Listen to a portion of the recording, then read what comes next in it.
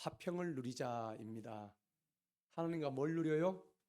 화평을 누려요.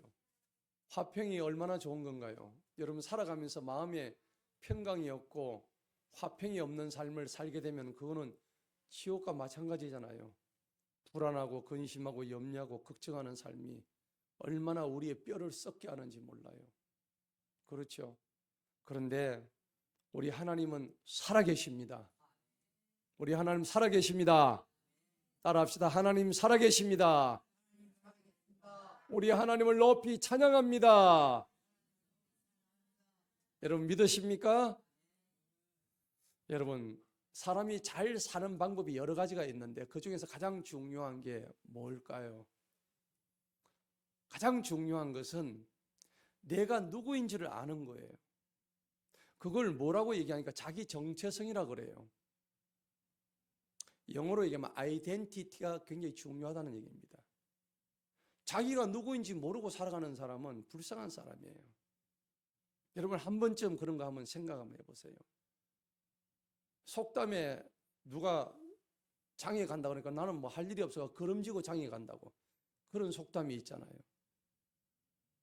무엇을 위해서 살아가는지를 모르기 때문에 그런 속담이 나왔다는 얘기입니다.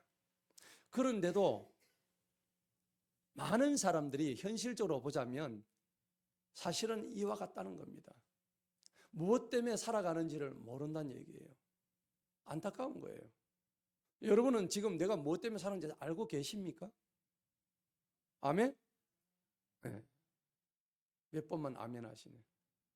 여러분 생각해 보십시다. 인생의 목표가 뭡니까? 내가 지금 왜 살고 살기는 사는데 아침에 눈 뜨니까 그냥 사는 것 같고 나이가 들었는데 어디로 갈지도 모르고 왜 사는지도 모른다면 그게 성공한 인생일까요? 아니잖아요.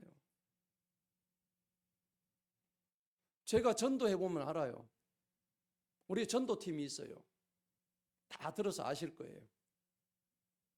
많은 분들을 물어봅니다. 어르신 왜 사십니까? 그러니까 그런 걸 뭐 때문에 물어? 그냥 사니까 사는 거지. 여러분 실패한 인생입니다. 왜 사는지도 모르고 사는 인생이 얼마나 불쌍합니까? 여러분 진짜로 이 나이쯤 돼가지고 내가 왜 사는지를 한번 스스로 한번 반문해 보시기 바랍니다. 나이 상관없어요. 젊거나 늙거나 진짜로 내가 지금 왜 사는지를 정확히 알고 있는 사람이 드물다는 얘기입니다. 여러분 물컵에 물이 한 잔이 있단 말이에요.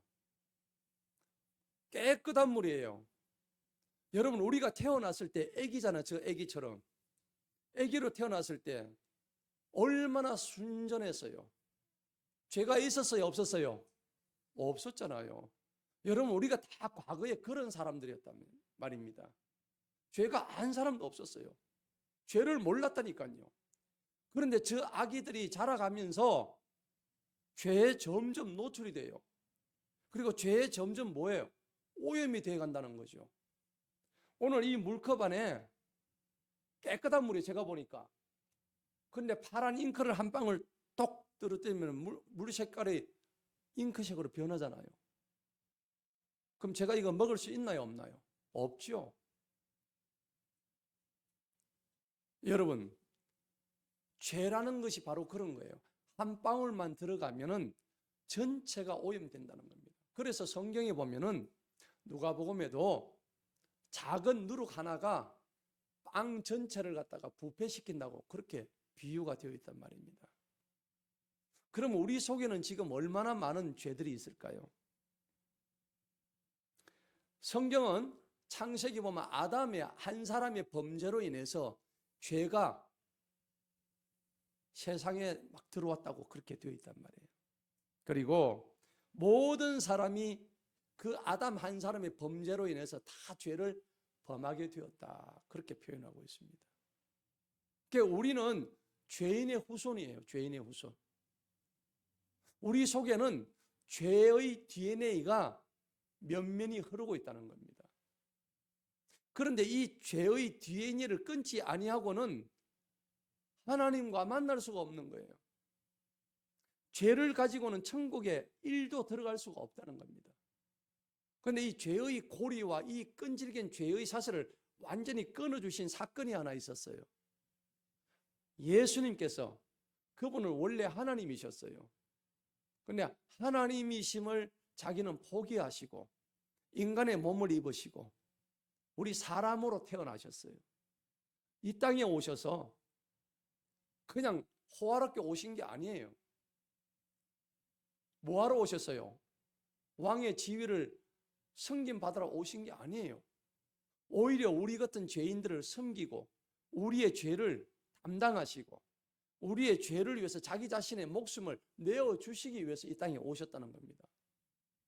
여러분, 어느 종교의 교주가 자신의 목숨을 내어준 그런 종교가 어디 있습니까? 하나도 없습니다. 제가 교주라고 표현했지만은 세상 종교는 전부 다 교주가 있는 거예요. 근데 우리 기독교는 그걸 교주라고 표현하지 않습니다. 유일하신 하나님이시죠. 왜? 만물, 우주 만물을 다 창조하신 분이시기 때문에. 만물의 원인이에요. 기독교 변증에서요, 하나님이 누구시냐? 만물을 만들었다고 그러는데요. 그럼 그 하나님은 누가 만들었냐고 물어보는 사람이 있어요. 여러분은 어떻게 대답하실래요? 하나님 누가 만들었어? 창세기 보면 하나님은 I am who I am. 그게 무슨 말이냐면 나는 스스로 있는 자다. 만들지 않았다는 얘기입니다. 하나님은 자기 스스로 있는 자다. 만물을 있게 하신 분이다. 그 얘기입니다. 그래서 우리가 예수님을 믿게 되면은 오늘 이 말씀처럼 우리의 신분이 바뀔 줄 믿습니다. 뭐가 바뀌어요? 다 죄인이었는데 죄인에서 오늘 이 말씀처럼 의인으로 바뀌는 거예요. 이건 무슨 마술도 아니고 희한하잖아요. 누구 때문에? 나의 죄를 위해서 죽으신 예수님 한 분 때문에. 그분 때문에 내 신분이 그냥 순식간에 바뀐단 말이죠. 그래서 여러분들 로마서 전체의 말씀은 무슨 얘기냐니까 믿음으로 의인이 된다는 이신칭의의 교리가 바로 로마서의 교리입니다. 따라합시다. 이신칭의가 뭘까요? 믿음으로서 신분이 죄인에서 의인으로 옮겨졌다 하는 이야기입니다. 죄인에서 의인으로 옮겨진 이 위대한 사건, 이 사건이 누구로 말미암아 있었느냐? 주 예수 그리스도의 십자가 사건을 통해서 그분이 십자가에서 흘리신 그 보배로운 피, 그 보혈의 능력으로 인해서 우리가 죄인에서 의인으로 신분이 바뀌게 되었다는 겁니다. 여러분 그걸 믿으십니까? 그러면 생각 한번 해보십시다. 나 같은 죄인이, 여러분 스스로 한번 돌아보세요. 나라는 이 인간이 얼마나 더러운지. 목사님 나는 그렇게 안 더러워요 하실 분이 계실지 모르겠어요. 그렇지 않습니다. 해 아래 의인은 하나도 없다고 했습니다. 성경이 그래요. 모든 사람이 다 죄를 범하였다고 로마서 3장 10절에서 분명히 그렇게 기록이 되어 있단 말이에요. 그리고 그 죄는요, 이런 말로 다 할 수 없는 죄들이에요. 입에 차마 다 담을 수 없는 거짓말하고요. 조만한 애들도 거짓말해요. 이제 막 아장아장 겠다가 조금만 자라면요, 할아버지 할머니한테도 거짓말하고, 그 다음에 막 사기치고, 그 다음에 막 분쟁을 일으키고요, 남 욕을 하게 되고요, 시기하고 질투하고, 그 다음에 뭐 온갖 사람이 가질 수 있는 모든 범죄는 다 저지른다는 거예요. 여러분, 우리가 의인이 됐다고 해서 죄를 안 짓느냐 그런 게 아닙니다. 죄를 안 지어서 의인이 된 게 아니에요. 의인이 된다고 해서 우리가 신분이 바뀌었다 죄 안 짓는 그런 것도 아니에요. 우리는 죽을 때까지 죄 짓는 존재입니다. 그럼에도 불구하고 정확한 거 하나 아셔야 돼요. 예수님을 믿었다는 그 사실 하나만으로 죄인에서 신분이 의인으로 바뀌었다는 겁니다. 할렐루야. 예수님을 믿는다는 거, 그것만큼 큰 특전이 없다는 겁니다. 왜냐하면 예수님을 믿는다는 것은 예수님 자체를 믿는 게 아니라 예수님이 우리의 죄를 위해서 십자가에서 피를 흘리셨다는 십자가의 그 피의 능력, 피의 권세, 십자가의 능력을 믿는다는 얘기입니다. 주님의 십자가의 보혈의 능력은 우리의 죄를 사하고도 남음이 있는 능력인 줄 믿으시기 바랍니다. 할렐루야. 사실 우리가 다 범죄잖아요. 범죄자. 그래서 원래 우리는 하나님의 진노의 대상이었어요. 심판의 대상이었다고요. 우리는 전부 다 심판받으면 멸망할 수밖에 없는 사망의 자식들이었다고요. 그런데 예수님께서 십자가에 못 박히셨어요. 왜? 너희들이 나를 믿기만 하면은, 내가 십자가에서 죽은 이 사실을 믿기만 하면은 내가 너희들에게 구원을 생명으로 줄게. 그래서 십자가에 죽으셨어요. 여러분, 십자가에 죽으시고 사흘 뒤에 무슨 일이 일어났습니까? 부활 사건이 일어났잖아요. 예수님이 죽으시고 사흘 만에 부활하신 사건이 안 일어났다면은 우리는 예수님을 믿을 이유가 없습니다. 왜? 우리가 죽는다는 것을 통해서 사흘 뒤에 다시 일어날 수 있구나 하는 우리에게 새로운 소망을 주셨다는 얘기입니다. 여러분, 부활 사건은요, 우리에게 뭐냐니까 우리의 옛 자아가 죽으라는 얘기입니다. 죽음을 통해서 새로운 생명이 부활한다는 겁니다.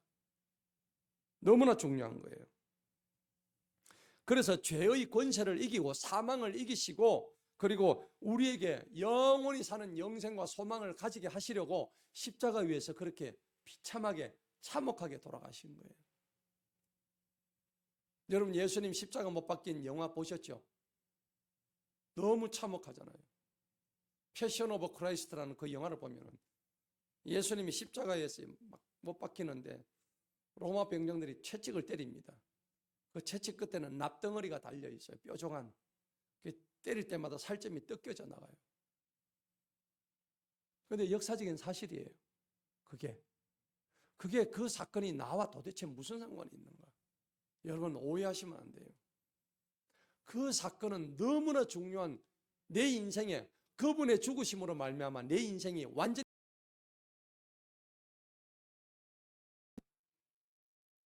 여러분, 뉴턴의 사과나무 한번 보세요. 뉴턴이요, 사과나무 밑에서 사과가 떨어지는 걸 보고 중력의 법칙을 발견했거든요. 그 다음에 배를 띄울 때 배가 물에 의해서 뜨죠. 뜨는 힘을 우리가 물리학에서 부력이라고 그래요.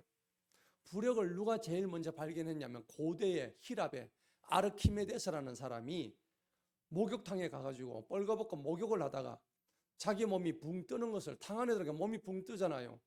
물이 넘쳐나가지고 물 밖으로 흘러버렸어요. 그때 박수를 딱 쳤어요. 이야, 유레카! 뭐라고 했다고요? 유레카. 유레카란 말이 새로운 발견을 했다는 얘기입니다. 그래서요, 여러분들, 그러면 부력이 아르키메데스 이전에는 없었을까요? 있었잖아요. 뉴턴이 사과나무가 떨어지기 이전에도 중력이 있었다고요. 모든 물체는 지구의 중심으로 아래로 떨어진단 말이에요. 그냥 그 사람이 그냥 발견했을 뿐이에요. 그거는 하나님이 태초로부터 만드신 거예요. 그렇게 원리를. 그런데 이러한 조그만 한 사람의 자각, 한 사람의 조그만 깨달음이 물리 법칙에 쓰여지고 교과서에 쓰여지다 보니까 우리는 그것을 보고 이런 게 있구나 하는 걸 느끼잖아요. 그런데요, 이거보다 더 중요한 게 있습니다. 내 인생에 있어서 내가 어디로 가고 어떻게 되는지 하는 이 자각을 성경에서 많은 선지자들이 이렇게 됩니다, 저렇게 됩니다, 정신 차리십시오, 예수 믿으십시오, 이렇게 말을 하는데도 불구하고 정신을 못 차린다면은 여러분은 여전히 아르키메데스의 불력의 원리를 안 믿는 거나 뉴턴이 발견했던 중력의 원리를 안 믿는 건 똑같은 거예요. 그렇잖아요. 굉장히 중요한 얘기예요. 어제 제가 유튜브를 봤는데 부산에 그 범어사라는 절이 있어요. 그 범어사에 절에 가면 이명식 스님이라고 있습니다. 그 스님이 범어사 그 대웅전 앞에 가면 탑이 2개가 있는데 그 탑돌이 하는 계속 불교 신자들이 가지고 탑돌이를 하는데 어느 날 그 이명식 스님이 굉장히 신심이 좋았어요. 그러니까 탑돌이를 하는 그 여자 둘이가 탑돌이 하면서 얘기하는 걸 들었대요. 뭔 얘기를 들었냐니까 자기들은 탑돌이를 하면서도 어떤 교회에 갔는데 어떤 목사님이 그러시는데 불교에는 아무리 믿어도 구원이 없대. 영생이 없대. 그냥 믿는 거지 여기는 답이 없대. 이제 그런 얘기를 들었대요. 그래가지고 이 스님이 뭐지? 자기는 뭐야 이게 법사를 받아가지고 그렇게 기쁘고 좋았는데 그래가지고 범어사 주지 스님의 허락을 맡아가지고 스님, 큰 스님, 제가 성경을 좀 얘들을 그분이 부산에 있는 대학교마다 돌면서 포교 활동을 했대요. 불교 포교 활동을 하면서. 그런데 내가 이 기독교를 까부수기 위해서 성경을 좀 읽어도 되겠습니까? 그러니까 큰 스님이 읽어라. 한번 읽어봐라. 네가 연구를 해가지고 저 기독교를 오만방장 기독교를 좀 까볼 수 있도록 한번 해봐라. 그래가지고 허락을 받고 그 범어사 틀어박혀가지고 성경을 읽었는데 한 번을 읽었는데 성경을 놓을 수가 없더래요. 그래가 2번 읽고 또 3번 읽고 하다가 무려 70번을 읽었대요. 많이 읽었죠? 그래가지고 바로 법복을 입고 법복을 벗어버리고 그래가지고 교회를 갔답니다. 그래가지고 어떤 목사님을 만났는데 자기 사연을 얘기했더니 그러냐고 하면서 그러니까 이 이명식 스님이 다시 머리를 기르고 신학교로 안내를 해줬대요. 그분이 목사님이 됐어요. 그 목사님은 지금 전국의 불교의 비구와 비구성을 상대로 해가지고 전도를 제일 잘하는 목사님이 됐대요.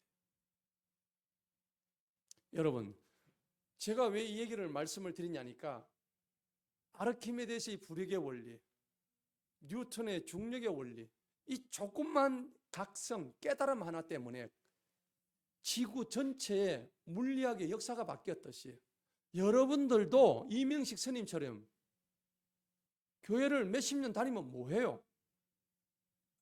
정말 자각하고 그런 작은 깨달음 하나가 내 인생을 바꿀 정도가 되어야만이 그게 진정한 신앙의 길이라는 겁니다. 아무리 설교 듣고 나가면 뭐해요? 세상 가면 다시 휩쓸려가지고 또 그런데 그래 그렇다고 하더라도 그래도 다음 주 교회 나와야지 그잖아요. 나오다가 안 나오다가 반복하다가 20년 전하고 30년 전하고 이제는 힘도 없고 병상에 누워가지고 이제 오도 가도 못할 그런 상황이 됐어야 그때 가지고 아이고 하나님 내가 늦었습니다. 너무 안타깝단 말이에요. 우리의 삶이 그렇게 미련하다는 거죠. 오늘 설교를 통해서 오늘 예배를 통해서 저와 여러분 사이에 그러한 각성 이명식 스님이 가졌던 그 각성이 있기를 축복합니다. 그거 없으면 아무 소용이 없어요. 교회 수십 년 다녀도 필요 없어요. 수없이 들었던 그 복음이 나를 변화시켜준다는 확신 없이 이 자리에 앉아 있는다면 그냥 허송세월이 허송. 자, 오늘 우리가 본문을 한번 보는데 로마서 5장 이 신칭의 교리가 너무나 잘 나타나 있는데 5장 앞에 보니까 4장에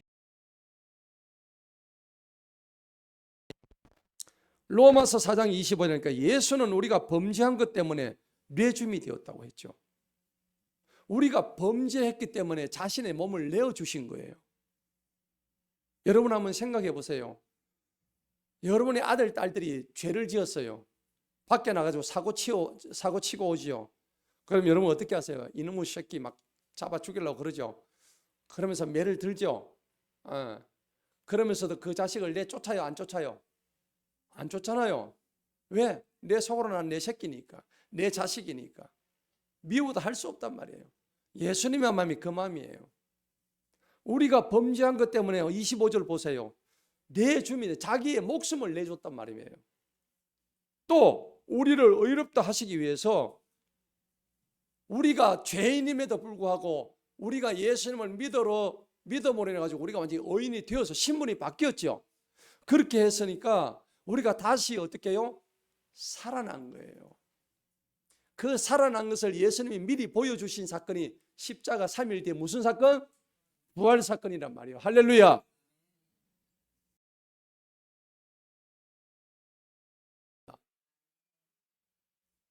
부활하려고 그러면 뭐가 먼저 돼야 돼요? 부활은 뭐를 전제합니까? 죽어야 되잖아요. 죽지 않고 어떻게 부활합니까? 아멘? 뭘로 죽어요? 스스로 목숨을 끊어요? 그래서 죽으시기 바랍니다. 굉장히 중요한 거예요. 자, 예수님이 이래서 살아나셨는데 오늘 5장 1절을 한번 본문 말씀을 보겠습니다. 다 같이 한번 읽어보겠습니다. 시작.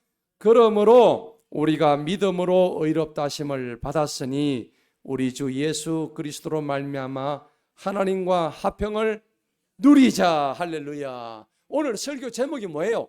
하나님과 화평을 누리자는 겁니다.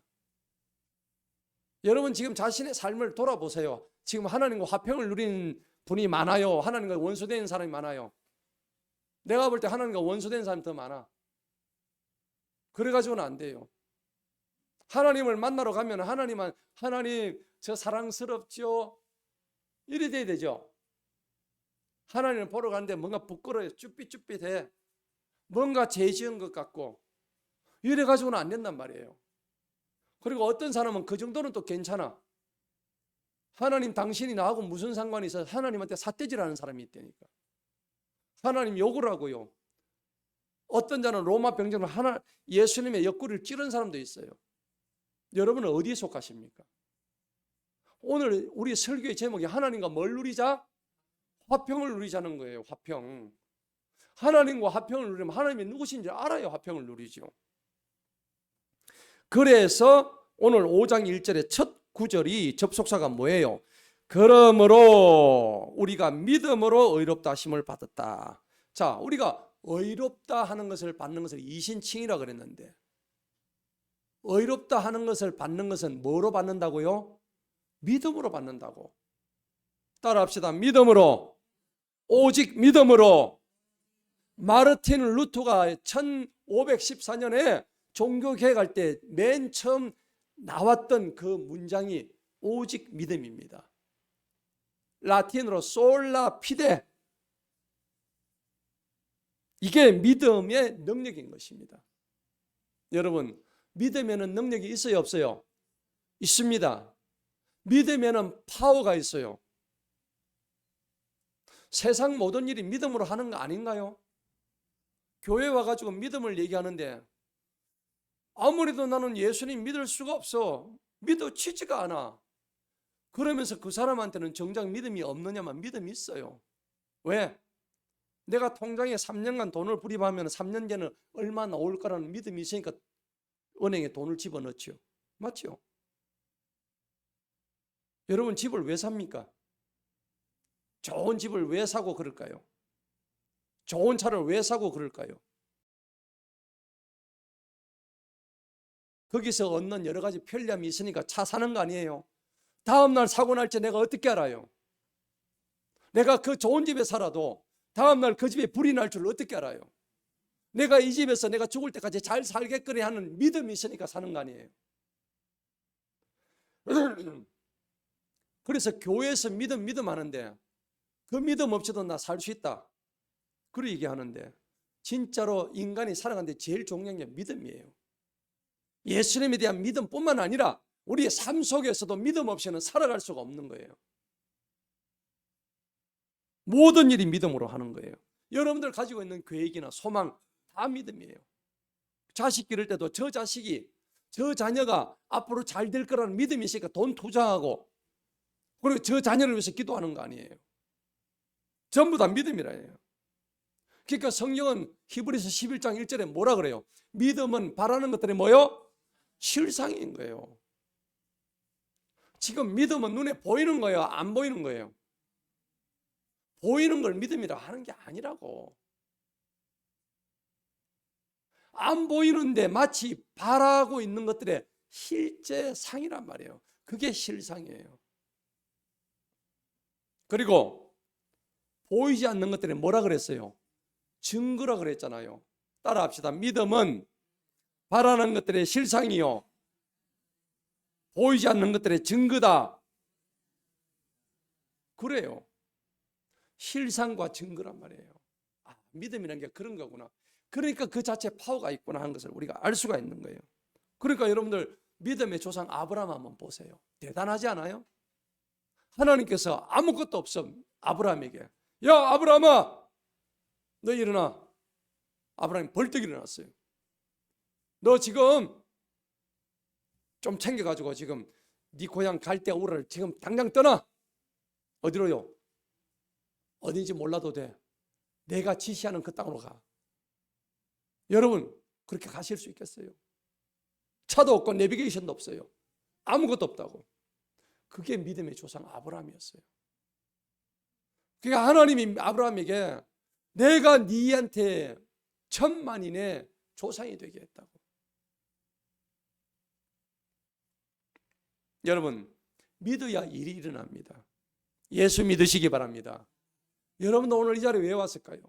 예수 믿으러 왔지 목사 얼굴 보러 왔나요? 교회 분위기 살피러 왔나요?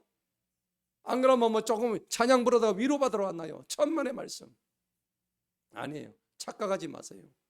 여러분도 오늘 이 자리에 오신 것은 예수 믿기 위해서 오신 거예요. 예수님 믿으시기 바랍니다. 믿어야 일어나는데 안 믿으면 아무 일도 안 일어나요. 이거는 젊거나 늙거나 똑같아요. 안타까운 일이에요. 평생을 교회 다니는데 뭐 믿어야 일어나지. 교회를 수십 년 다녔는데 믿음이 없으면요 어떻게 돼요? 허리멍텅해요. 허리멍텅. 허송세월이에요. 시간을 허송세월 한다고. 여러분 결단력이 있어야 되는 거예요. 결단하세요. 내가 한번 예수님을 믿어보고 하나님을 믿어보겠다면 그 믿어보려면 어떻게 될까요? 진짜 하나님이 누군지, 예수님이 누군지를 알아봐야지. 예수님 알아보고 내가 믿음을 들게 하려면 어떻게 하면 될까요? 어떻게 합니까? 여러분 로마서 10장 17절에 뭐라고 했을까요? 믿음은 어디서 나요? 들음에서 난다. 성경에 분명히 기록되어 있어요. 내가 믿음 좀 가지고 있어요. 믿음이 안 생겨. 그럼 믿음 생기려면 어떻게 해야 될까요? 로마서 10장 17절을 보세요. 믿음은 들음에서 난대요. 들어야 되는 거예요. 뭘요? 하나님 말씀을 들어야 되는 거예요. 그래서 로마서 10장 17절에 믿음은 들음에서 나고 들음은 그리스도의 말씀에서 비롯된다. 할렐루야. 그럼 믿음은 그리스도의 말씀이 어디가 기록되어 있어요? 성경이에요. 하나님을 알아야 되는 거야. 백날 그냥 폼으로 왔다 갔다 해도 소용없어. 하나님을 알려 그러면 여기 나와 있는 하나님의 말씀을 알아야 되는 거예요. 여러분 중요한 거예요. 세상은 전부 다 말로 다 이루어졌어요. 말씀으로 이루어졌어요. 제가 늘 얘기하잖아요. 경부고속도로가 어떻게 해서 놓여지게 된 줄 아세요? 누가 놨죠? 박정희 대통령이 하라고 그랬잖아요.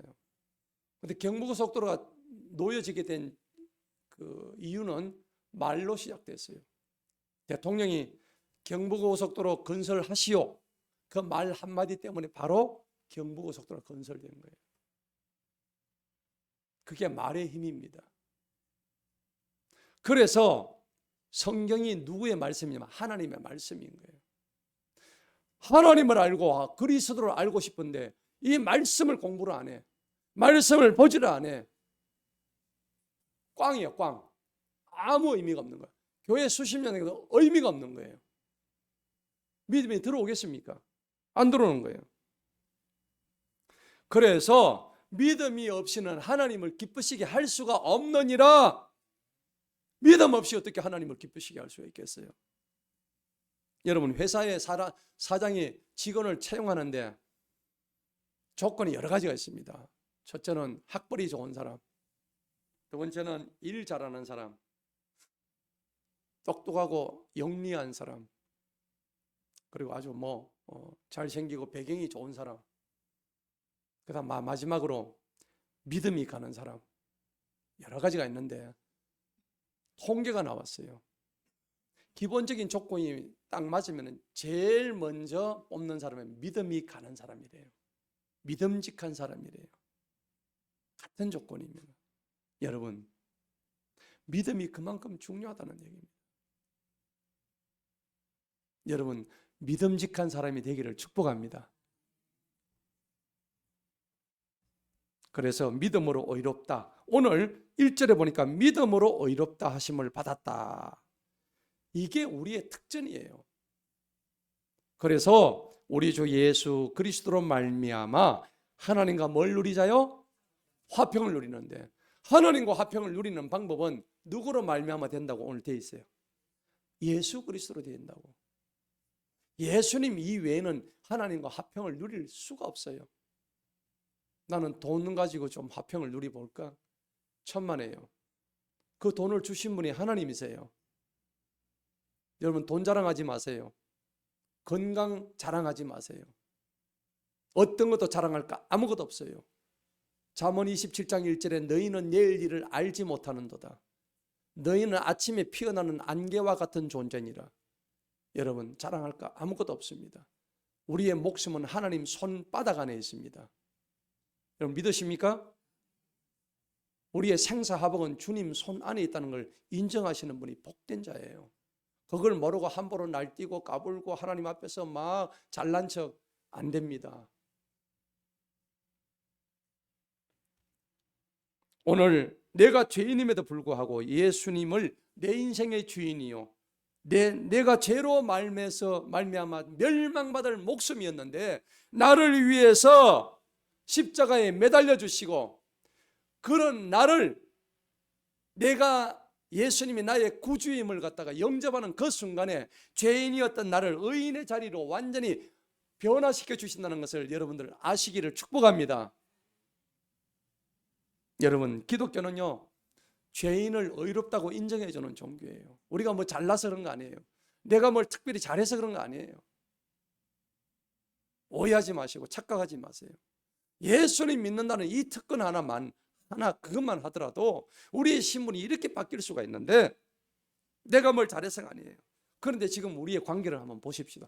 하나님과 나와의 관계성을 한번 보자고요. 다 틀어져 있어요. 뒤틀려 있어요. 정체성이 말살되어 있다고. 방향성이 다 혼란 속에 있다고. 그런데 오늘 1절에 보니까 그리스도로 말미암아 하나님과 화평을 누리자. 여러분, 평화 없는 삶은요, 아무 소용없습니다. 찬송가 있잖아요. 평화로다 하늘 위에서 내려오네. 그 사랑의 물결이 영원토록 내 영혼을 덮어소서. 아멘. 여러분, 평화가 어디서 내려온다고요? 하늘 위에서 내려온대요. 내 호주머니 돈으로부터 오는 게 아닙니다. 착각하지 마세요. 자랑하지 마세요. 내가 건강하다고 자랑하지 마세요. 모든 게 주님 손바닥 안에 있습니다. 그런데 오늘 중요한 게 있어요. 우리가 읽었던 1장부터 5장 1절부터 11절까지 나오는 게, 시작하는 게 2절을 한번 보십시다. 2절. 다 같이 한번 읽어봅니다. 시작. 또한 그로 말미암아 우리가 믿음으로 서 있는 이 은혜에 들어감을 얻었으며 하나님의 영광을 바라고 뭐 한다고? 즐거워하느니라. 2절에도 즐거워하느니라. 11절 한번 보시기 바랍니다. 11절에 보게 되면은 다 같이 한번 읽어봅니다. 시작. 그뿐 아니라 이제 우리로 화목하게 하신 우리 주 예수 그리스도로 말미암아 하나님 안에서 또한 즐거워하느니라. 2절에도 즐거워하고 마지막 11절에도 즐거워한다는 거예요. 야, 지금 이 로마서 쓴 당시의 상황이 어떨까요? 지금요, 로마의 핍박이 엄청 심한 상태예요. 사도 바울이 이런 상황에서 즐거움을 얘기하고 있는 거예요. 여러분, 우리는 어떻습니까? 조금 어려운 상황 오면 죽겠다 그러잖아요. 입에서 그냥 달궈놓은 게 죽겠다예요. 그렇죠? 조금 힘들면 아이고 죽겠네, 아이고 죽겠네.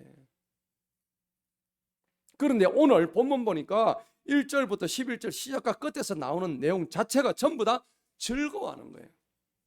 즐거움이 어디서 나올까요? 내 지금 현실은 어려워 죽겠는데, 죽을 지경인데, 그런데 성경에 여러분들 인물도 한번 보세요. 욥 같은 경우 보세요. 죽을 지경 정도가 아니에요. 지금 사랑하는 자식 10명이 다 죽었어요. 가진 재산 다 뺏겼다고요. 아니 하나님 도대체 어떻게 나한테 이런 지금 이런 일을 행하실 수가 있습니까? 그것도 모자라 가지고 사단이 참소해 가지고 욥의 몸을 갖다가 피부병을 일으켜 가지고 피부가 박박 끓게 가지고 온몸에 진물이 나오는 상태예요. 오죽하면 마누라가 하나님 욕하고 죽어보라 그런 얘기 할까요? 그럼에도 불구하고 그 욥은 동방의 의인이었어요. 요나의 경우 보세요. 하나님 말씀을 갖다 거역하고 가다가 어째 됐어요? 바다에 던져졌죠? 그래가지고 어디 들어갔습니까? 한 물고기 뱃속에 들어가지고 3일 밤낮을 갖다 거기서 있었는데 얼마나 불평하고 그렇게 할 수 있겠습니까? 그렇지만은 그 가운데서 하나님한테 회개하면서 하나님 감사합니다. 나를 구원해 주셔서 감사합니다. 그 요나의 고백을 통해서 하나님이 요나를 육지로 토해내게 하십니다. 다윗은 어땠습니까? 자기를 죽이려고 했던 그 사울의 단창을 피해가지고 창검을 피해가지고 도망가고 아둘람골로 도망가고 곳곳에서 그 피한 결과 하나님이 자기를 지켜주셨어요. 그러니까 다윗은 늘 이 찬양을 부르면서 나의 하나님 나의 하나님 이 찬양을 늘 불렀던 거예요. 내가 여호와로 인하여서 내 영혼이 평안하리로다. 할렐루야. 어떤 고난과 환경 속에서도 평강을 유지하는 법을 갖다가 알게 됐던 거예요. 오늘 사도 바울도 똑같습니다. 로마서 5장에서 1절에서 11절 보니까 시작도 즐거움이요 마지막도 즐거움인 거예요. 오늘 2절에 보니까는 하나님의 영광을 바라고 즐거워하는 거예요. 뭘 바라고요? 영광을 바라는 거예요. 누구의 영광입니까? 하나님의 영광인 것입니다. 3절을 한번 읽어봅니다. 시작. 다만 이뿐 아니라 우리가 환난 중에도 또 즐거워하나니. 환난 중에도 즐거워한대요. 여러분 힘들고 어려우시죠? 힘내시기 바랍니다. 왜요? 오늘 이 말씀이 저와 여러분이 주어졌어요. 환난 중에도 뭐 하라고요? 즐거워하라고. 따라합시다. 환난 중에도 즐거워합시다. 뭐 때문에요? 우리에게는 2절에 있는 하나님의 영광을 바라고 즐거워해야 되니까. 우리에게는 소망이 있으니까요. 사도 바울은 옥중에 있으면서도 빌립보서의 기쁨의 서신을 계속해 썼어요. 여러분 빌립보서에 보면 항상 기뻐하라, 쉬지 말고 기도하라, 범사에 감사하라. 그 옥중 서신을 감옥 안에서 썼다고요. 여러분 감옥에서 그런 글을 쓸 수가 있겠습니까? 그런데 오늘 대단한 지금 논리를 갖다가 펼치는데 3절을 보세요. 환난 중에도 즐거워하는 이는 환난을 뭘 가져옵니까? 인내를 가져오죠. 환난이 오면 여러분 인내해야 돼요, 안 해야 돼요? 인내해야 됩니다. 참아내야 됩니다. 여러분 며느리가 시집 가면요 총 몇 년을 견뎌야 됩니까? 지금 뭐 9년 아닙니까? 머거리 3년, 덩어리 3년, 봉사 3년 맞습니까? 예. 거꾸로 됐나? 아, 그렇죠. 3년을 세보니까 9년을 갖다가 오래 참았더니 그 가정을 전도했대요. 전도. 여러분 참아야 되는 이유가 있습니다. 계시록에만 끝까지 견디는 자가 구원을 얻어요. 여러분 예수 믿다가 왜 다 떨어져 나간지 아십니까? 못 참으니까 다 떨어져 나가요.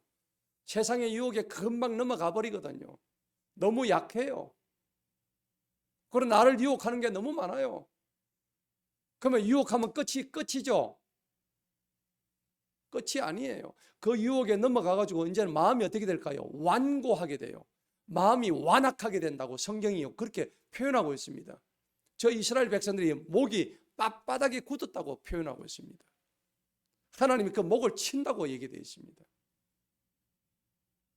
여러분 목침을 당하지 아니하시려면 목이 항상 어떻게 돼요?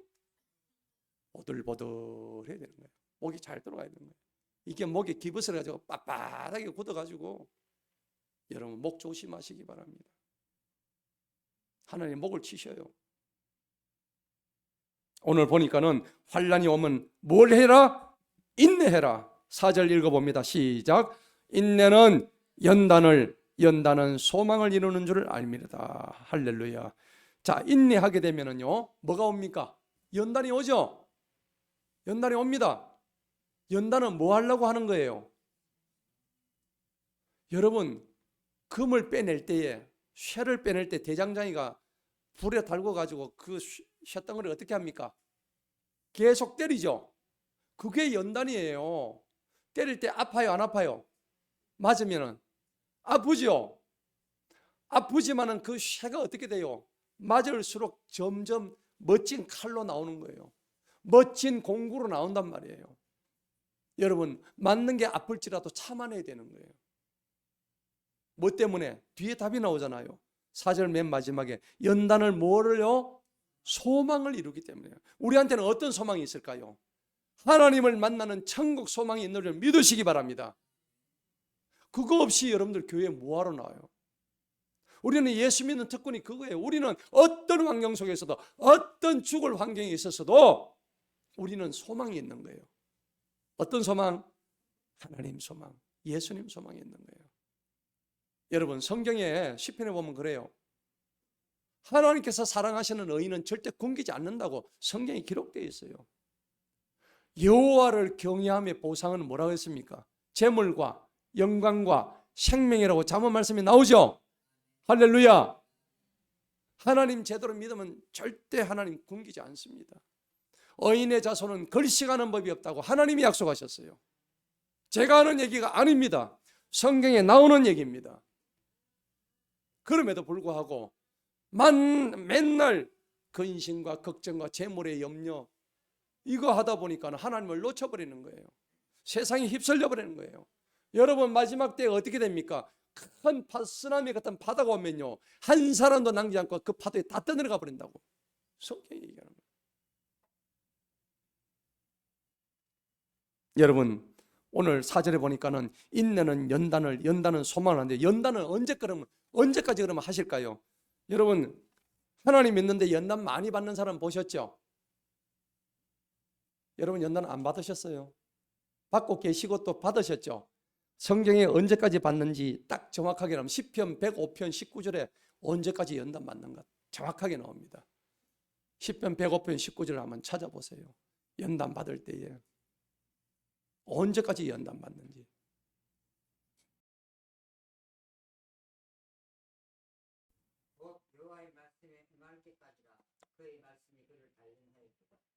하나님의 말씀이 뭐 할 때까지? 응할 때까지라고 나와 있죠. 여러분 지금 연단 받고 계신다고 생각하시는 분은 하나님의 말씀이 여러분의 삶을 통해서 완전히 응할 때까지 그 연단이 이루어지는 거예요. 할렐루야. 그러니까 하나님의 말씀을 빨리 받아들이면 그 연단이 빨리 끝나는 거예요.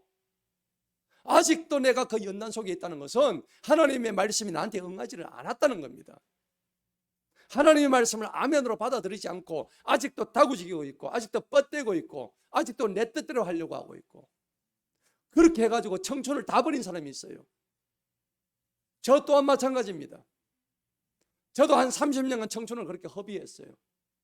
하나님 말씀이 응할 때까지. 우리에게 청년들 다 보세요. 청년들 마찬가지예요. 내가 청년해가지고 하나님 잘 믿냐 그런 것도 아니에요. 청년들 각성하셔야 돼. 뭘 각성해야 되냐? 젊은 사람들은 지금 내가 창조주 하나님을 정확하게 알고 하나님이 원하시는 방향의 삶을 사시기를 축복합니다. 여러분, 연단을 계속 받게 되면은 내 체질이 변화가 돼요. 단단해져요. 그래서 하나님의 소망을 이루어질 수 있는 겁니다. 오늘 그 본문의 말씀에 보니까는 6절을 보시기 바랍니다. 우리가 아직 연약할 때 기약대로 그리스도께서 경건하지 않은 자를 위하여 죽으셨도다. 그렇습니다. 우리가 연약할 때가 언제입니까? 우리의 죄가 충만할 때. 로마서 1장 28절에 보니까는요, 뭐라고 표현되냐면 사람들이 하나님을 마음에 두기를 싫어한대요. 뭐 한다고요? 마음에 하나님 두기를 싫어해요. 하나님 나하고 상관없어. 천만의 말씀입니다. 성경에 그게 기록이 되어 있어요. 그러면 하나님은 어떻게 하시느냐? 그 상실한 마음대로 내버려 두셔서 합당치 못한 일을 하게 하셨다고 성경에 기록되어 있어요. 여러분, 하나님을 멀리하는 사람은 하나님이 그렇게 내버려 두셔요. 네 마음대로 살아라. 네 쪼대로 살아라. 아예 그렇게 하신다고. 여러분, 자기의 길을 가는 사람은 거기에 해당된다고 생각하시면 돼요. 합당치 못 악의를 가지고 음행하고 시기하고 로마서 1장 29절에서 그렇게 말씀하고 있어요. 10편 107편 10절에는 뭐라고 했냐니까 사람이 흑암과 사망의 그늘에 앉아가지고 공고와 쇠사슬의 매임은 하나님의 말씀을 거역했기 때문이다. 하나님 제일 높은 지존자의 뜻을 멸시했기 때문에 그렇게 어렵게 사는 것이다. 성경에 그렇게 나와 있는 거예요. 여러분들 하나님 말씀에 순종해서 복 받으시기 바랍니다. 기왕에 하나님 믿을 거, 여러분 기왕에 천국에 갈 거 빨리 하나님께 돌아와가지고 젊을 때 빨리 하나님께 돌아와가지고 복 받는 여러분들에게 축복합니다. 뻗대지 마세요. 우리 젊은 때 제가 말씀을 드려요. 저도 그런 사람 다 살아봤어요. 한 살이 더 젊었을 때 하나님께 무릎 꿇고 하나님 순종한 그 복을 받으시기를 축복합니다. 8절을 보시겠습니다. 다 같이 한번 8절을 읽어보시겠습니다. 시작. 우리가 아직 죄인 되었을 때에 그리스도께서 우리를 위하여 뭐하심으로? 죽으심으로 하나님께서 우리에 대한 자기의 사랑을 확정하셨느니라. 우리가 지금 죄인이에요. 이 죄인을 위해서 여러분 부모가 자식을 위해서 죽는 경우 많이 있잖아요.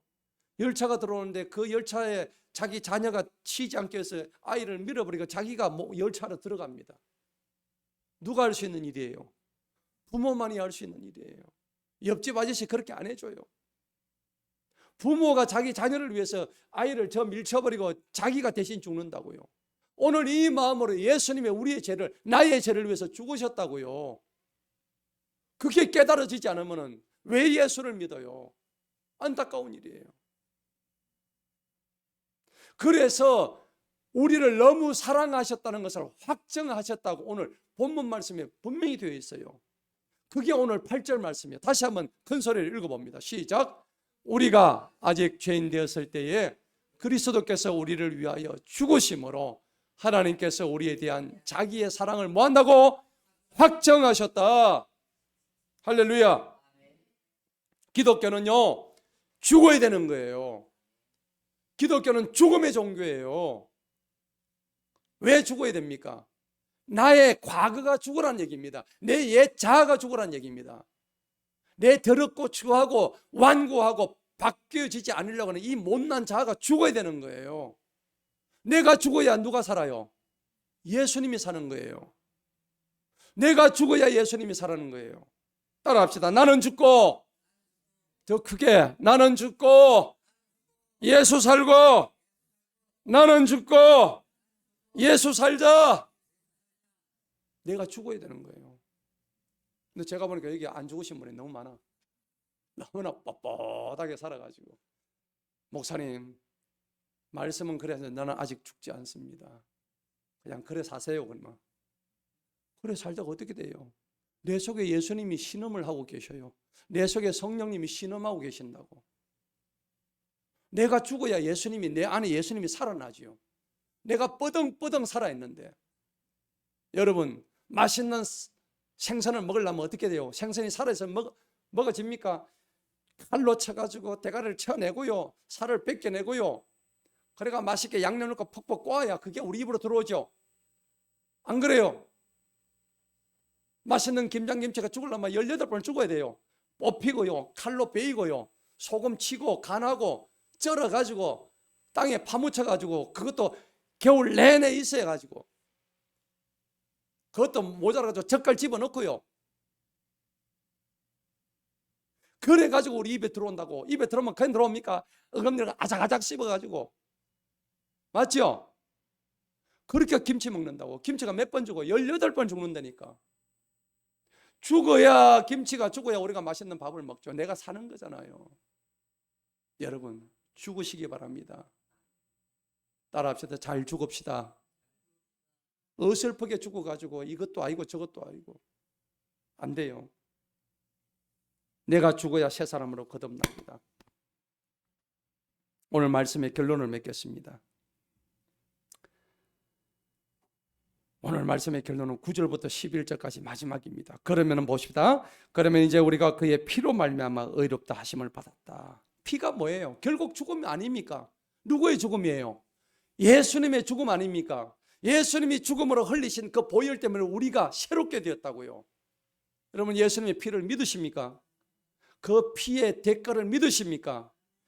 예수 보혈의 찬양을 많이 하시기 바랍니다. 여러분 출근할 때 다른 거 틀지 마세요. 예수님 보혈 찬송 들으세요. 하루 종일 있어도 찬양하면 안 듣고, 하루 종일 있어도 성경 한 구절 안 읽고, 얼마나 예수님이 답답해 하시겠어요. 우리의 영이 살아야 될 거 아닙니까?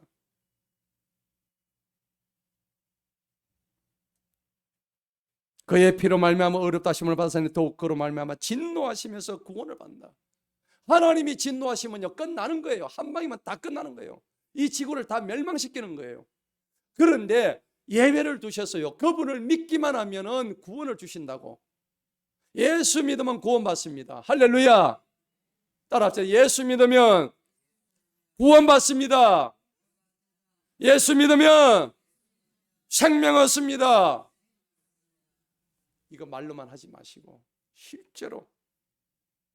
그러면요 어떤 일이 벌어질까? 10절 다 같이 한번 읽어봅니다. 시작.